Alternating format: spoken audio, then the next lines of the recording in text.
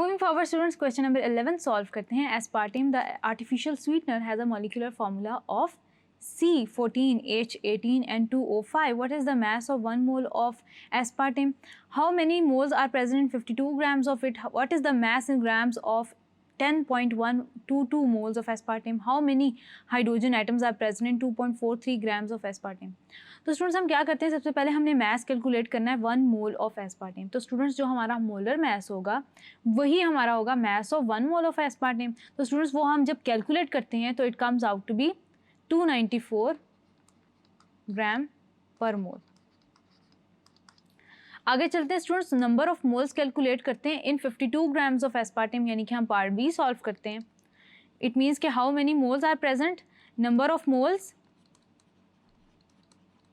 Is equal to 52 divided by 294. तो आपके number of moles आ जाएंगे 52 grams divided by 294. It will be equal to about 0.176 moles.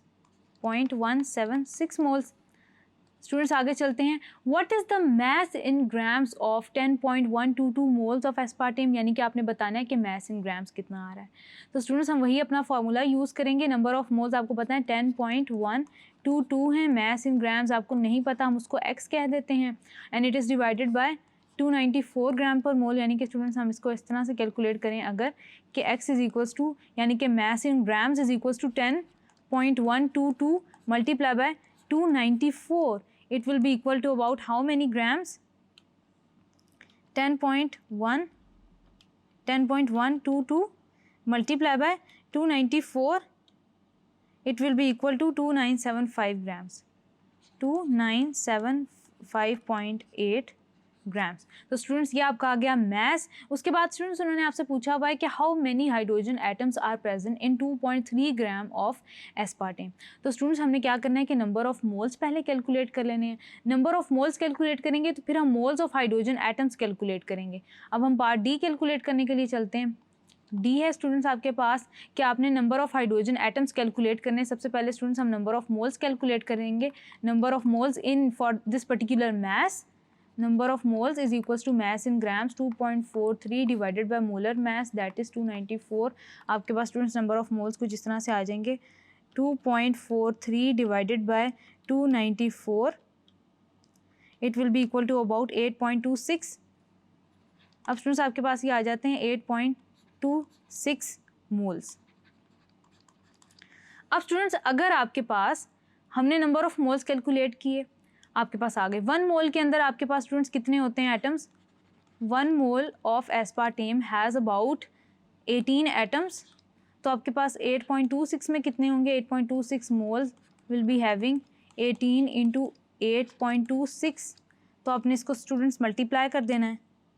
18 multiply by 8.26. It will come out to be 148.68, यानी कि आपके पास students आ गए 148.68 moles. अब students ये आपके पास नंबर ऑफ मोल्स आ गए. इनको आप जब मल्टीप्लाई कर देंगे एवोगाड्रोस नंबर ऑफ पार्टिकल्स से, तो स्टूडेंट्स आपके पास जो वैल्यू आएगी वो आएगी आपके पास नंबर ऑफ हाइड्रोजन एटम्स की. यानी कि students for hydrogen atoms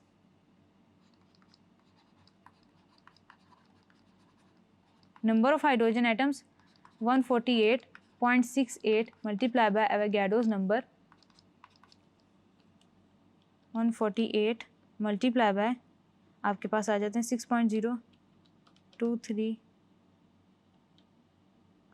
students आपके पास आ जाता है 891 कि 891.40 इंटू 10⁻23. या स्टूडेंट्स आपके पास आ जाते हैं इसमें 8.91 into 10⁻⁻ minus into 10⁻25 number of molecule number of hydrogen atoms that are present in 2.43 grams of aspartame. तो स्टूडेंट्स ये हो गया आपके पास क्वेश्चन नंबर 11. आगे चलते हैं स्टूडेंट्स, हम कैलकुलेट करते हैं क्वेश्चन नंबर 12 की तरफ. क्वेश्चन नंबर 12 है स्टूडेंट्स आपके पास a sample of 0.60 moles of a metal M reacts completely with excess of fluorine to form 46.8 gram of MF2. यानी कि आपके पास रिएक्शन कुछ ऐसे हैं M plus fluorine, they are reacting to form a compound, हमने students इसमें आपको बताना है कि सिंबल M कौन सा है, हमने स्टूडेंट्स सिंपल कैलकुलेशंस करनी है। स्टूडेंट्स आप एक और बात यहाँ पे याद रखेंगे कि अगर आपके पास 0.60 मोल्स हैं आपके पास इस पर्टिकुलर कंपाउंड के, यानी कि मेटल M के, तो आपके पास स्टूडेंट्स इतनी ही प्रोडक्ट बन रही होगी, यानी कि स्टूडेंट्स आपके पास 0.600 मोल्स ऑफ MF2 जनरेट हो रहे हैं। अब स्टूडेंट्स आपके पास क्या है, फ्लोरीन टू फॉर्म, अब आपके पास इसका जो है ना ग्राम्स में उन्होंने वैल्यू भी गिवन है, यानी कि 46.8, यानी कि आपके पास जो वैल्यू जनरेट हो रही है वो आपके पास जनरेट हो रही है 46.8 ग्राम्स की। तो सबसे पहले स्टूडेंट्स हमने क्या करना है, हमने कैलकुलेट करना है how many moles of fluorine are present in the sample. अब स्टूडेंट्स हमने ये देखना है कि आपके पास नंबर ऑफ फ्लोरीन सैंपल के अंदर कितने प्रेजेंट हैं, यानी कि स्टूडेंट्स हमने देखना है कि आपके पास कितनी नंबर ऑफ फ्लोरीन जो है ना वो बन रही है इन the sample of MF2 that forms, यानी कि आपने फ्लोरीन की आपने देखनी कि कितनी क्वान्टिटी है। स्टूडेंट्स यहाँ पे आपने देखना है कि आपके पास जो 1 मोल है, 1 मोल ऑफ फ्लोरीन, यानी कि स्टूडेंट्स आपके पास जनरेट कर रहा है आपके पास तकरीबन MF2, यानी कि स्टूडेंट्स आपके पास तकरीबन जो है वो 2 मोल्स जो है ना वो बन रहे हैं, एक मॉलिक्यूल के अंदर आपके पास बन रहे हैं 2 मोल्स, यानी कि स्टूडेंट्स आपके पास स्टार्टिंग फ्रॉम 1 मोल आपके पास 2 मोल्स ऑफ फ्लोरीन बन रहे हैं, यानी कि आपके पास स्टूडेंट्स जो अननाउन है आपके पास 2 है डिवाइडेड बाय 1 मोल रेशो में अगर हम करेंगे। और स्टूडेंट्स आपने करना है कि आपके पास 0.60 मोल्स, यानी कि आपके पास 1 mole of this particular metal जो है वो रिएक्ट करके बना रहा है 1 मोल ऑफ फ्लोरीन, लेकिन उसके अंदर जो आपके पास फ्लोरीन है उसके 2 मोल्स प्रेजेंट हैं। तो स्टूडेंट्स क्या होगा कि आपके पास जब 0.6 आप यूज़ करेंगे तो कितने यूज़ होंगे, आपके पास 0.60 मोल्स ऑफ M, यानी कि पर्टिकुलर एलिमेंट। तो आप इसमें मल्टीप्लाई कर देंगे 0.6 को 2 से, तो स्टूडेंट्स आपके पास जो वैल्यू आ जाएगी वो आ जाएगी 1.2 मोल्स की। अब स्टूडेंट्स आपके पास नंबर ऑफ मोल्स आ गए हैं, आपने क्या करना है, इसके थ्रू आपने मैस कैलकुलेट करना है जितना प्रोड्यूस हो रहा है। तो स्टूडेंट्स हम क्या करेंगे कि इसका मैस कैलकुलेट करेंगे। मैस हमने कैसे कैलकुलेट करना है स्टूडेंट्स, आप याद रखेंगे कि आपने मैस ऑफ F कैलकुलेट करना है, फ्लोरीन, यानी कि स्टूडेंट्स आपके पास मैस है number of moles multiply by students आपके पास आ जाता है molar mass. Molar mess students आपके पास आ जाता है यहाँ पे 19। अब आपने क्या किया स्टूडेंट्स के 1.2 को आपने मल्टीप्लाई कर दिया 19 के साथ, तो आपके पास स्टूडेंट्स जो वैल्यू आती है वो आती है 22.8। अब आपने क्या करना है स्टूडेंट्स कि आपने इस वैल्यू को सब्ट्रैक्ट कर लेना है ताकि आपके पास जो है ना मेटल M की वैल्यू आ जाए, मैस ऑफ M। तो स्टूडेंट्स आपके पास क्या है कि 46.8 में से आपने 22.8 जो है वो सब्ट्रैक्ट कर लेना है, तो आपके पास क्या वैल्यू आ जाएगी, तकरीबन स्टूडेंट्स आपके पास आ जाएगी 24 ग्राम्स। अब स्टूडेंट्स आपके पास ये मैस में वैल्यू आ गई, मैस आ गया, आपको पता है कि कितने नंबर ऑफ मोल्स यूज़ हो रहे हैं, आपने मोलर मैस कैलकुलेट कर लेना है। Number of moles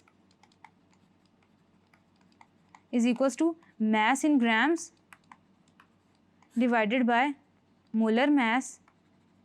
molar mass आप कैलकुलेट करेंगे स्टूडेंट्स, मैस इन ग्राम्स है आपके पास 24 divided by number of mole students आपके पास हैं 0.6, और आपके पास वैल्यू क्या आएगी मोलर मैस की 24 डिवाइडेड बाय 0.6, तो आपके पास 40।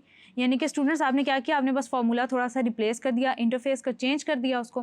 तो स्टूडेंट्स आपके पास आपने कैलकुलेट कर दिया कि आपने क्या किया कि आपके पास जो मैस अवेलेबल था उसको आपने डिवाइड कर दिया नंबर ऑफ मोल से, आगे आपके पास स्टूडेंट्स आ गया मोलर मैस या एटॉमिक मैस आपके एलिमेंट का, जो कि स्टूडेंट्स 40, क्योंकि एटॉमिक मैस है हमारे पास कैल्शियम का, तो इट मीन्स कि हम जिस कंपाउंड के साथ डील कर रहे हैं यहाँ पे वो आपके पास है calcium fluoride. Moving forward students हम क्वेश्चन नंबर 13 सॉल्व करते हैं। In each pair choose the larger of the indicated quantity और state if the samples are equal. A हम देखते हैं कि आपके पास स्टूडेंट्स कुछ पोर्शंस हैं, कुछ पार्ट्स हैं जो मैं आपके सामने सॉल्व करूंगी, बाकी स्टूडेंट्स आप उसी बेस पे सॉल्व करेंगे। ए है आपके पास इंडिविजुअल पार्टिकल्स आपने देखने हैं कि कौन से एलिमेंट के आपके पास जो मेंशन है ज़्यादा हैं, कौन से कम है, 0.4 मोल ऑफ ऑक्सीजन मॉलिक्यूल्स और 0.4 मोल ऑफ ऑक्सीजन एटम्स। तो स्टूडेंट्स याद रखिएगा कि आपके पास सिमिलर क्वांटिटीज़ के अंदर similar number of particles present होते हैं, यानी कि स्टूडेंट्स अगर आप ऑक्सीजन मॉलिक्यूल्स की बात कर रहे हैं तो उनके अंदर भी सेम इंडिविजुअल पार्टिकल्स प्रेजेंट हैं। बिल्कुल इसी तरह स्टूडेंट्स आपके पास अगर हम 0.4 मोल्स ऑफ ऑक्सीजन एटम्स की बात कर रहे हैं तो उनके अंदर भी similar number of particles present होंगे, यानी कि स्टूडेंट्स ये दोनों आपके पास सेम होंगे, same number of individual particles possess करेंगे, तो ये दोनों आपके पास सेम हो गए। देन स्टूडेंट्स आगे चलते हैं, आपके पास पार्ट ई है, टोटल आयंस आपने बताने हैं। आपने बताने हैं कि 2.3 मोल्स ऑफ सोडियम क्लोरेट में कितने आयंस हैं, जबकि 2.0 मोल्स ऑफ मैग्नीशियम क्लोराइड के अंदर कितने आयंस हैं, और आपने बताना है कि कौन सी क्वांटिटी के अंदर नंबर ऑफ आयंस जो हैं वो टोटल आयंस ज़्यादा हैं, किस में कम है। तो स्टूडेंट्स सबसे पहले हम सोडियम क्लोरेट के लिए जो है ना अपनी कैलकुलेशंस करते हैं फॉर NaClO3। अब स्टूडेंट्स याद रखिएगा कि आपको number of moles already given है। हम देखेंगे कि आपके पास ये सोल्यूशन के अंदर कितने आयंस में डिसोसिएट होते हैं। आपके पास स्टूडेंट्स यहाँ पे सोडियम आयंस में जनरेट होता है और क्लोरेट आयन में ClO3 नेगेटिव, यानी कि आपके पास ये दो पॉजिटिव और नेगेटिव आयंस बनते हैं। अब स्टूडेंट्स हमने क्या करना है कि इन दोनों के नंबर ऑफ मोल्स को देखते हुए हमने इनकी क्वांटिटीज़ को मल्टीप्लाई कर देना है, और जब हम मल्टीप्लाई करेंगे तो हम इनको ऐड कर देंगे। यानी कि स्टूडेंट्स आपके पास दो आयंस बन रहे हैं, नंबर इतने मोल्स ऑफ आपके पास सोडियम क्लोरेट हैं, तो स्टूडेंट्स हम क्या कर रहे होंगे कि आप नंबर ऑफ मोल्स हैं आपके पास, तो आपने नंबर ऑफ पार्टिकल्स पहले नंबर ऑफ मॉलिक्यूल्स जो हैं उनको आपने कैलकुलेट कर देना है। सबसे पहले हम नंबर ऑफ मॉलिक्यूल्स कैलकुलेट करेंगे। मॉलिक्यूल्स के इतने मोल्स में कितने होंगे, 2.3 को स्टूडेंट्स आपने एवोगाड्रोस नंबर ऑफ पार्टिकल से मल्टीप्लाई कर देना है, तो स्टूडेंट्स आपके पास आ जाएगा 2.3 मल्टीप्लाई बाय 6.023, तो स्टूडेंट्स आपके पास ये आ जाता है 13.85 इंटू 10⁻23। तो ये स्टूडेंट्स आपके पास नंबर ऑफ मॉलिक्यूल्स हो गए इतने मोल्स में। अब स्टूडेंट्स हमने आयंस कैलकुलेट करने हैं, तो आपके पास जो सोडियम और क्लोरेट आयंस होंगे वो भी उनकी तादाद भी इतनी होगी, क्योंकि स्टूडेंट्स आपके पास दोनों इंडिविजुअली एक एक पॉजिटिव और एक एक नेगेटिव आयन में कन्वर्ट हो रहे हैं। तो स्टूडेंट्स आप क्या करेंगे कि दोनों की वैल्यूज़ को आप ऐड कर देंगे जब total number of ions calculate करने के लिए। तो स्टूडेंट्स आपके पास कुछ वैल्यू इस तरह की आ जाएगी कि आपने क्या करना है 13.85 को ऐड कर देना है 13.85 के अंदर 85 के अंदर, तो स्टूडेंट्स ये आपके पास आ जाता है 27.7 इंटू 10⁻23। तो स्टूडेंट्स ये आपके पास टोटल नंबर ऑफ आयंस आ गए। अब स्टूडेंट्स आपने इसी को कंपेयर कर देना है आपने मैग्नीशियम क्लोराइड के साथ। तो स्टूडेंट्स याद रखिएगा कि अगर आप जस्ट बैलेंस केमिकल इक्वेशन के थ्रू ही देख लें कि आपके पास जो है कि मैग्नीशियम क्लोराइड जो है आपके पास, स्टूडेंट्स याद रखिएगा कि आपके पास एक मैग्नीशियम आयन में कन्वर्ट होता है, जबकि स्टूडेंट्स आपके पास 2 क्लोराइड आयंस में कन्वर्ट होता है। यानी कि स्टूडेंट्स आपके पास 2 मोल्स ऑफ मैग्नीशियम क्लोराइड की अमाउंट वैसे ही ज़्यादा होगी अगर आप वैसे ही इसकी डिसोसिएशन को देखते हुए या डिसोसिएशन पैटर्न देखते हुए इसको गैस करते हैं। तो आपके पास स्टूडेंट्स क्या है, 2 मोल्स को आपने मल्टीप्लाई कर देना है सबसे पहले number of molecules find out करने के लिए। नंबर ऑफ मॉलिक्यूल्स कितने होंगे इनके अंदर प्रेजेंट, इस 2 मोल्स के अंदर 2 into Avogadro's number of particles. तो स्टूडेंट्स आपके पास 2 इंटू 6.023 इसको आपने मल्टीप्लाई किया है, तो स्टूडेंट्स आपके पास आ गया 12.046 मल्टीप्लाई बाय 10⁻23। अब स्टूडेंट्स आप क्या करेंगे कि आपके पास जो मैग्नीशियम है उसकी भी इतनी ही क्वांटिटी आपके पास प्रोड्यूस होगी तकरीबन फॉर मैग्नीशियम, क्योंकि आपके पास स्टूडेंट्स एक आयन में कन्वर्ट हो रहा है, तो आपके पास 12.046 होगा इंटू 10⁻23। फिर स्टूडेंट्स आपके पास four chloride ions, four chloride ions तो स्टूडेंट्स आपको अच्छी तरह पता होना चाहिए कि 2 क्लोराइड आयंस बन रहे हैं, तो आपको 2 को मल्टीप्लाई कर देंगे 12.046 से इंटू 10⁻23। तो स्टूडेंट्स आपके पास ये आ जाएगा 24.08 इंटू 10⁻23। फिर स्टूडेंट्स जब आप इन दोनों की वैल्यूज़ को ऐड करेंगे तो स्टूडेंट्स आपको अच्छी तरह पता चल जाएगा कि आपके पास जो 2 मोल्स ऑफ मैग्नीशियम क्लोराइड हैं उनके अंदर टोटल नंबर ऑफ आयंस ज़्यादा हैं as compare to that of sodium chlorate. आगे चलते हैं स्टूडेंट्स, हम देखते हैं कि मैस में कौन बड़ा है, 6.02 इंटू 10⁻23 एटम्स ऑफ यूरेनियम 235 या 6.02 इंटू 10⁻23 एटम्स ऑफ यूरेनियम 238। तो स्टूडेंट्स याद रखिएगा कि आपके पास ये दोनों क्वान्टिटीज़ एक एक मोल से कॉरेस्पॉन्ड करें, ये भी 1 मोल के इक्वल है और ये भी आपके पास 1 मोल के इक्वल है। अब स्टूडेंट्स ये दोनों 1 मोल के इक्वल हैं, तो स्टूडेंट्स आप याद रखेंगे कि आपके पास नंबर ऑफ पार्टिकल्स या नंबर ऑफ वॉल्यूम स्टूडेंट्स वो प्री डेफिनेट होता है या डिफाइंड होता है, वो सिमिलर ही पोजेस करते हैं। लेकिन स्टूडेंट्स जब हम आइसोटोप्स की बात करते हैं तो उनका मैस ऑब्वियसली डिफरेंट होगा, इररिस्पेक्टिव कि उसके अंदर जो नंबर ऑफ पार्टिकल्स हैं आपस के अंदर आइसोटोप्स के अंदर वो सिमिलर हैं। यानी कि स्टूडेंट्स आपके पास U238 जो है उसका मैस ज़्यादा होगा as compare to that of uranium 235। आगे चलते हैं स्टूडेंट्स, आपके पास क्वेश्चन नंबर 14A है, calculate the percentage of nitrogen in 4 important fertilisers. तो स्टूडेंट्स मैं आपके लिए एक सॉल्व कर देती हूँ। तो स्टूडेंट्स आप इसको कैसे सॉल्व करेंगे? सबसे पहले स्टूडेंट्स आपने क्या करना है कि मोलर मास कैलकुलेट करना है। हम अमोनियम नाइट्रेट को सॉल्व कर लेते हैं। सबसे पहले स्टूडेंट्स हम इसका मोलर मास कैलकुलेट करेंगे। हमने परसेंटेज कैलकुलेट करनी है नाइट्रोजन की, उसको टोटल जो मोलर मास है उससे डिवाइड करके 100 से मल्टीप्लाई कर देंगे। सबसे पहले स्टूडेंट्स अमोनियम नाइट्रेट के लिए हम कैलकुलेशन करते हैं 14 + 4 प्लस आपके पास आ जाता है 14 प्लस आपके पास 16 × 3। आपके पास स्टूडेंट्स ये कुछ ऐसे आ जाता है 16 × 3 = 48, 48 + 28 + 4। तो स्टूडेंट्स आपके पास ये 80 आ जाता है। स्टूडेंट्स आपके पास ये आ जाता है 80 ग्राम पर मोल। ये स्टूडेंट्स आपके पास आ गया इसका मोलर मास। अब स्टूडेंट्स आपने क्या करना है कि आपको पता है कि आपने परसेंटेज ऑफ नाइट्रोजन कैलकुलेट करनी है। अब स्टूडेंट्स यहाँ पे 2 नाइट्रोजन एटम प्रेजेंट है, दोनों को आप ऐड कर देंगे, यानी कि आपने नाइट्रोजन की परसेंटेज कुछ ऐसे निकालनी होगी कि आप करेंगे percentage of nitrogen, percentage composition of आपने चेक करनी है। तो 28 डिवाइडेड बाय 80 मल्टीप्लाई बाय 100। तो इससे हमें पता चल जाएगा कि नाइट्रोजन किस परसेंटेज के अंदर अमोनियम नाइट्रेट के अंदर प्रेजेंट है। 35, यानी कि स्टूडेंट्स आपके पास नाइट्रोजन तकरीबन 35% में प्रेजेंट है, परसेंटेज कंपोजिशन अगर हम इसकी देखें तो। देन स्टूडेंट्स हम चलते हैं calculate the percentage of nitrogen and phosphorus in each of the following. तो स्टूडेंट्स हम क्या करते हैं, हम कंपाउंड नंबर 1 लेते हैं। सबसे पहले हम इसका मोलर मास जो है वो फाइंड आउट कर लेते हैं। फॉर 1 आपके पास स्टूडेंट्स 14 प्लस आपके पास आ जाता है ये 6 प्लस स्टूडेंट्स फॉस्फोरस है आपके पास 31। फिर स्टूडेंट्स आप इसके अंदर ऐड करते हैं 16 × 4 = 64। इसका मोलर मास स्टूडेंट्स आपके पास कितना बनता है 14 + 6 + 31 + 64। ये स्टूडेंट्स आपके पास आ जाता है 115 ग्राम पर मोल। अब स्टूडेंट्स आपने क्या करना है, नाइट्रोजन की परसेंटेज भी निकालनी है और फॉस्फोरस की भी निकालनी है। नाइट्रोजन की स्टूडेंट्स आपके पास 14 है। फॉर नाइट्रोजन आप निकालेंगे सबसे पहले। फॉर नाइट्रोजन आपके पास है 14 divided by 115 multiply by 100। 14 divided by 115 it will B 0.12, यानी कि स्टूडेंट्स आपके पास नाइट्रोजन 12% प्रेजेंट है। फॉर फॉस्फोरस आप कैलकुलेट करेंगे।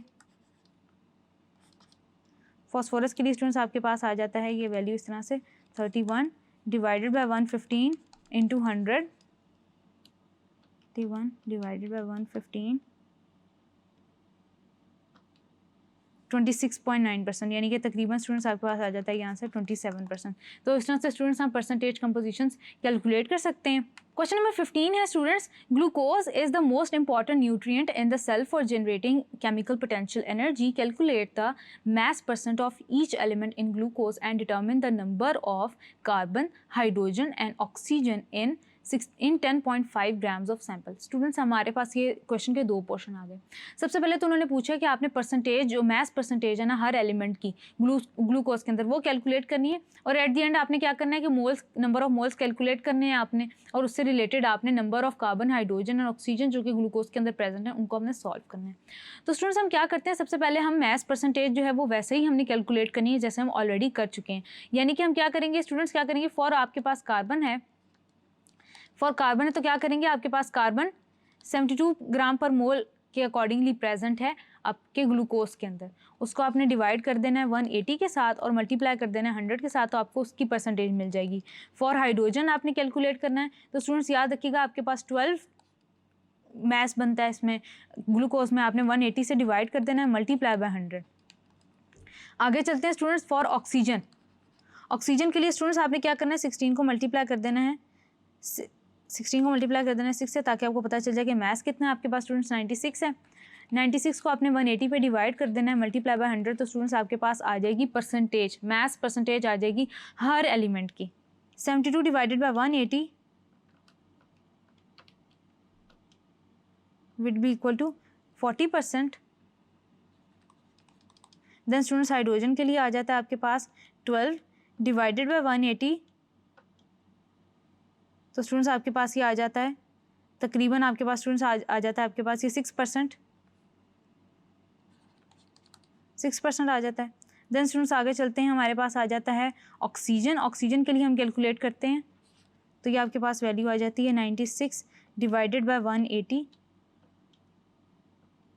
ये आ जाती है स्टूडेंट्स आपके पास वैल्यू 53.3%, यानी कि यहाँ पे 6.66% होगी तो 53.33% होगी तो आपके पास ये आएगी।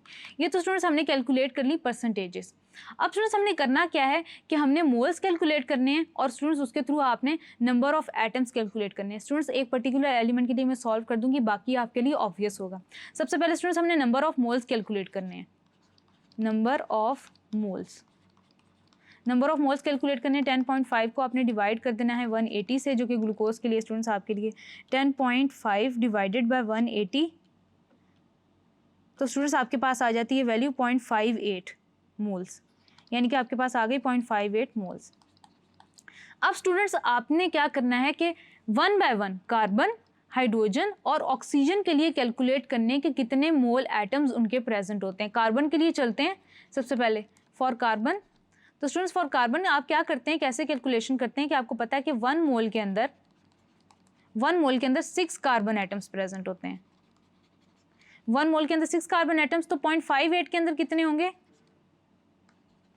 मोल्स के अंदर? आपने क्या करना है, 6 को मल्टीप्लाई कर देना है 0.58 के साथ, तो स्टूडेंट्स आपके पास जो रिक्वायर्ड आंसर है वो आ जाएगा 6 × 0.58। सो स्टूडेंट्स आपके पास 6 की वैल्यू हो जाएगी 3.48 मोल्स। अब स्टूडेंट्स आपने क्या करना है कि इन नंबर ऑफ मोल्स को आपने एवोगैड्रोस नंबर ऑफ पार्टिकल्स के साथ मल्टीप्लाई कर देना है फॉर कार्बन एटम्स। आपने क्या करना है, 3.48 को मल्टीप्लाई कर देना है एवोगैड्रोस नंबर ऑफ पार्टिकल्स के साथ। 3.48 मल्टीप्लाई बाय 6.023, तो आपके पास आ जाता है 20.96 इंटू 10⁻23, या स्टूडेंट्स आप इसको लिख सकते हैं 2.0 इंटू 10⁻22 नंबर ऑफ एटम्स। बिल्कुल इसी तरह स्टूडेंट्स आप हाइड्रोजन के लिए भी कैलकुलेशन करेंगे और ऑक्सीजन के लिए भी कैलकुलेशन करेंगे। आई होप स्टूडेंट्स कि अब आपके लिए ये आसान हो जाएगा। Thank you.